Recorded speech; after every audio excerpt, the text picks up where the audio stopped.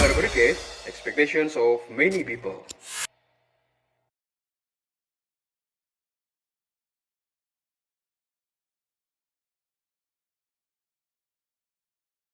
Terima kasih. Assalamualaikum warahmatullahi wabarakatuh.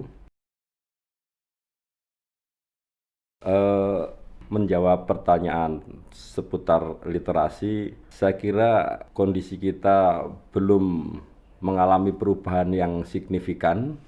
Literasi masih menjadi masalah serius ya, seperti lorong gelap yang tidak ada jalan keluar sepertinya. Kenapa? Karena sudah sejak lama kalau kita merujuk pada hitungan hasil survei PISA sejak tahun 2000, posisi literasi kita tuh selalu berada dalam posisi yang rendah. Kalau tidak boleh dibilang masuk dalam jajaran terendah di dunia gitu ya. Dan sampai 20 tahun kemudian posisinya masih belum berubah. Nah, ini satu keprihatinan ya. Bagaimana mungkin di sekolah tidak tumbuh literasi gitu ya. Seorang penganut bilang tanpa literasi tak ada asupan pendidikan.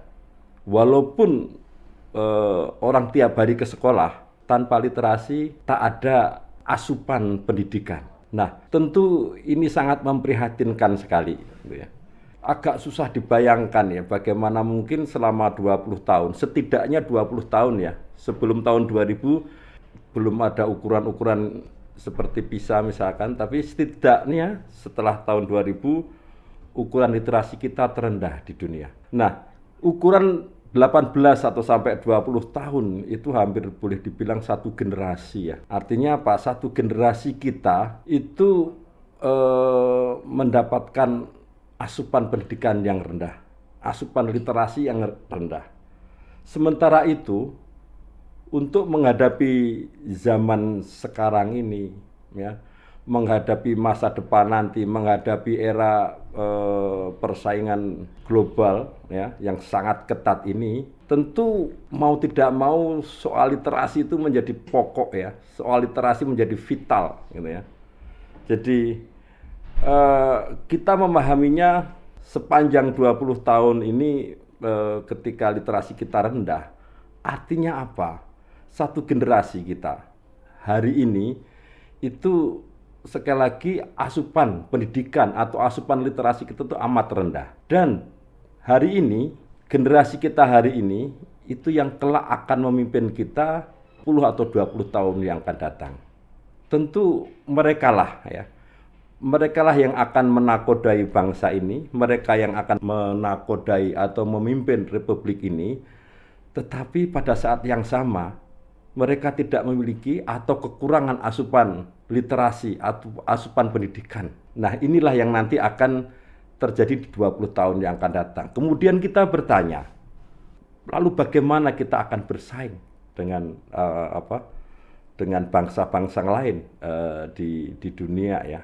Ketika ya, generasi kita ini yang kelak akan membangun generasi yang akan memimpin kita, menakodai bangsa ini, krisis literasi atau kekurangan literasi tentu sangat disayangkan. Saya kira itu berkenaan dengan literasi.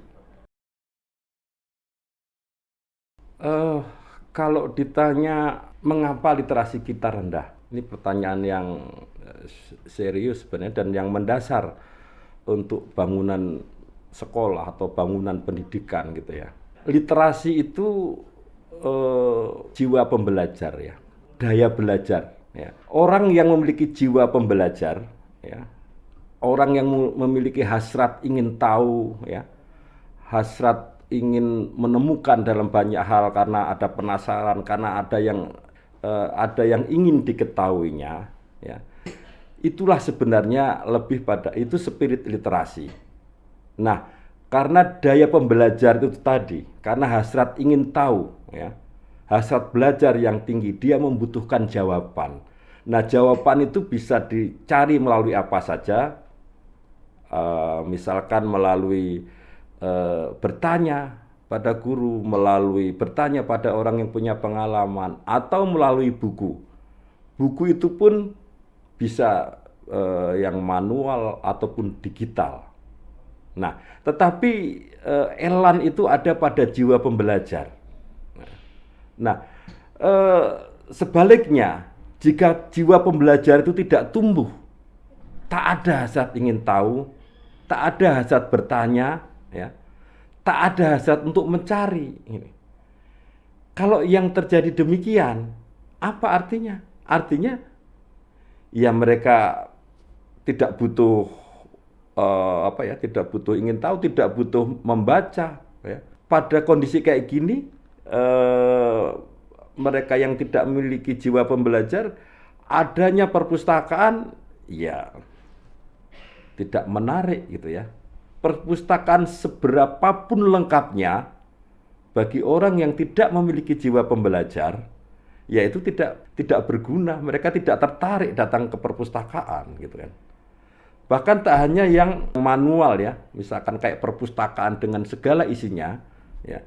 Bahkan perpustakaan digital itu pun juga tidak menarik bagi orang yang tidak memiliki jiwa pembelajar gitu. Mereka bisa membaca tapi nggak paham, atau mereka membaca tapi apa yang dibaca itu tidak menambah nutrisi literasi, nutrisi pengetahuan. Itu yang terjadi kita hari ini. Ya.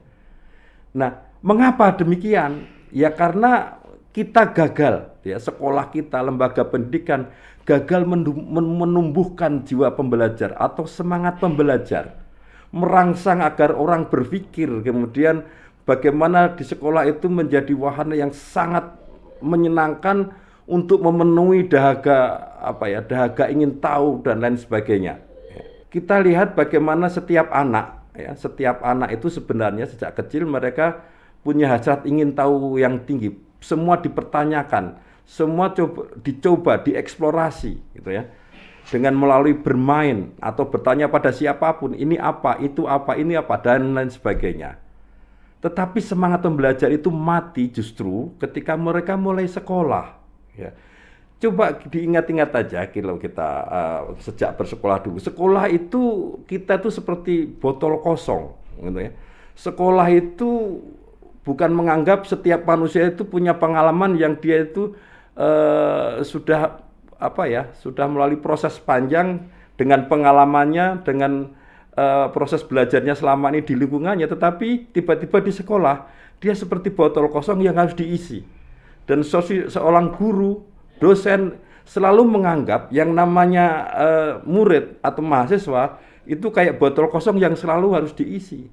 Justru karena pendekatan yang semacam ini, misalkan selalu ceramah, selalu memberi, nggak ada rangsangan, nggak ada inisiatif bagi siswa ya, untuk belajar, untuk merangsang daya pikirnya. Inilah salah satu bahkan yang menyebabkan kenapa pendidikan literasi itu tidak tumbuh, ya, bahkan sejak awal, bahkan sejak masa dia kondisi kritis ya, di masa anak-anak sudah tidak coba dirangsang bagaimana anak itu bisa berpikir ya, bisa punya hasrat ingin tahu yang tinggi sehingga mereka nanti akan minat sekolah, akan minat membaca baik yang manual maupun digital. Sekarang ini walaupun di Indonesia itu termasuk salah satu terbesar pengguna internet di dunia dalam waktu 9 jam rata-rata per hari, tapi literasi tidak tertolong ya, tidak menolong kultur literasi kita, tidak menolong kultur intelektual kita.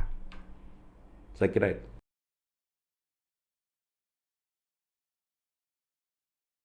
Kalau ditanya tentang solusi, jadi kita akhirnya mencoba membangun kembali jiwa pembelajar ya. Karena dengan jiwa pembelajar tadi sebenarnya itu akan merangsang tradisi berpikir ya, tradisi intelektual. Rasa ingin tahu itu nanti akan menimbulkan orang ingin bertanya, ingin mempertanyakan ya.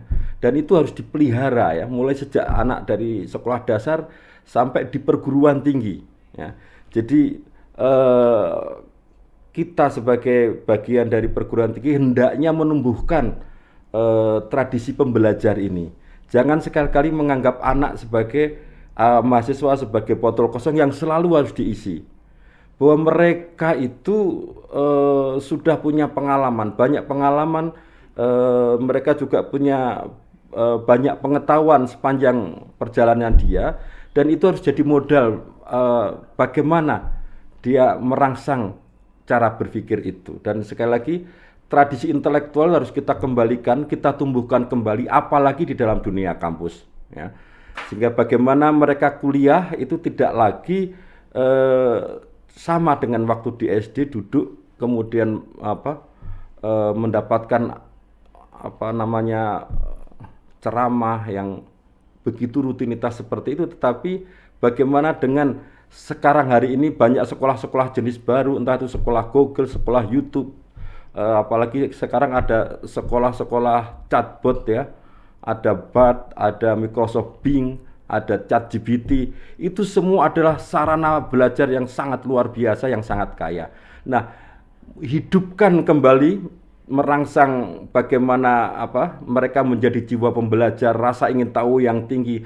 Dia bisa mendapatkan banyak akses pengetahuan dari berbagai alternatif sumber-sumber pengetahuan ini tadi, sehingga sekolah itu tempat yang menyenangkan untuk bagaimana dia saling berdebat, saling berdiskusi, ya, merangsang pikiran-pikiran ini terhadap apa yang mengganjal di hatinya.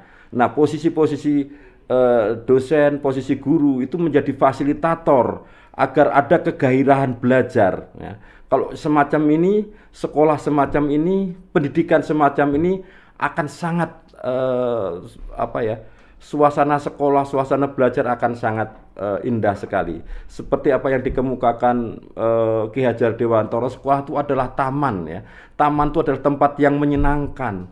Taman itu adalah tempat yang orang kalau pulang itu berat dan ada kerinduan untuk kembali. Itulah taman siswa, taman belajar, ya. Jadi belajar itu seperti orang bermain di taman. Nah, kemudian jika ini ditarik kepada bulan Ramadan yang sekarang lagi kita jalani.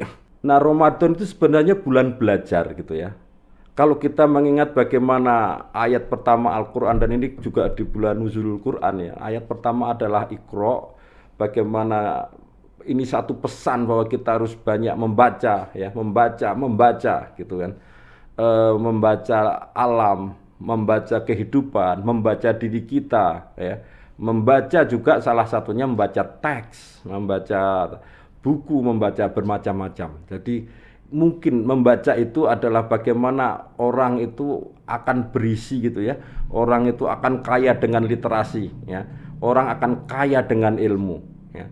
Nah, Ramadan itu kita disuruh banyak membaca, ya. Membaca Al-Quran, atau membaca banyak kehidupan. Seperti kenapa kita kok tidak makan, karena kita juga membaca lingkungan kita banyak kemiskinan, kita berempati dan lain sebagainya.